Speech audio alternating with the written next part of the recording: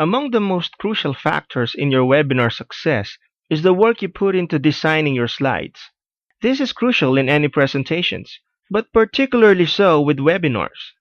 In an in-person presentation, you're the main visual for your target market, and your slides are simply visual aids.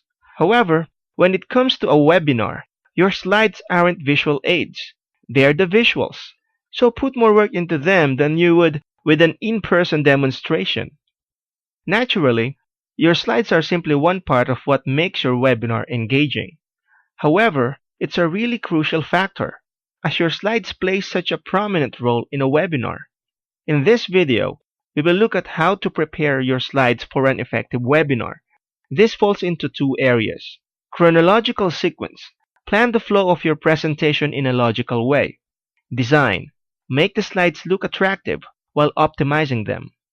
All great webinars have an intro, a body, and a conclusion, so your slides will naturally follow this sequence. However, knowing that alone isn't adequate. What you accomplish in each of these sections matters. A. How to design your back-end offer. B. How to get targeted audience to your webinar. C. How to automate your webinar sessions. The intro of your webinar could only take a couple of minutes. However, it sets the scene and your audience's expectations for the rest of the webinar. Begin with a title slide. With your webinar title, your name and your picture, and other presenters' names and pictures. Optionally, you could include additional information, like sponsor names and logos, your contact information, or logistics info about joining the webinar. A few participants will be new to webinars, so explain to them how it all works. For instance, how to ask questions, whether a recording is there, whether you'll keep questions anonymous, etc. Even if you're presenting to an audience acquainted webinars, it's worth including this. Include yourself and other presenters to produce a more personal connection with participants. Include an overview so participants know how your content is arranged. Now comes the main content of your webinar, which takes most of the time. Naturally, the slides you produce here will depend upon your material, but it's likewise crucial to structure the slides in a logical sequence. This classic structure frequently is used in business presentations. How were things arranged in the past? What is the present situation? What are you advising for the future? This structure is particularly useful when your webinar is about change, or if the fundamental environment is different. A few topics lend themselves to a geographical approach.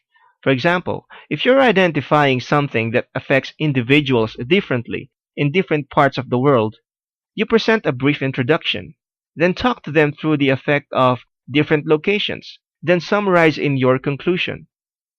For a few topics, it's useful to explain the issue and then describe the answer. In between these, likewise describe the cause and effect, so it looks like this. Issue. What issue is your audience facing? Cause. What is the fundamental cause of that issue? Effect. How much is this costing them? Answer. What are you suggesting to repair the issue? Lastly, the most basic structure is to merely list all your points, but only use it if you're sure that there's no better option available. Don't wait till the end of your webinar for audience interaction. Design particular points for interaction, and show slides at those points to cue your audience. If you plan to stop for questions, slip in a Q&A slide in your presentation at this point. You may, naturally, stop for questions at other times, depending upon your audience needs and the flow of the webinar. But it's useful to schedule a few particular times for questions as part of your preparation. If you stop for an audience poll, put in a slide with the poll question on it.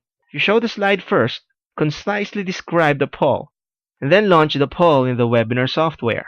For a lot of individuals, the beginning and end of a presentation may be the most memorable sections, so plan your final slides cautiously to reinforce your primary message and encourage your participants to take action. In the same way you began the webinar's primary content with an overview slide, finish the main message with a summary slide. This might be as easy as repeating the overview slide. If your webinar ends with a particular action plan, show a slide summing up that plan. You may talk through it bit by bit. Although this could be a very simple slide, it's really crucial. Make sure it's clear and simple to follow. Add the last slide that clearly explains what happens next.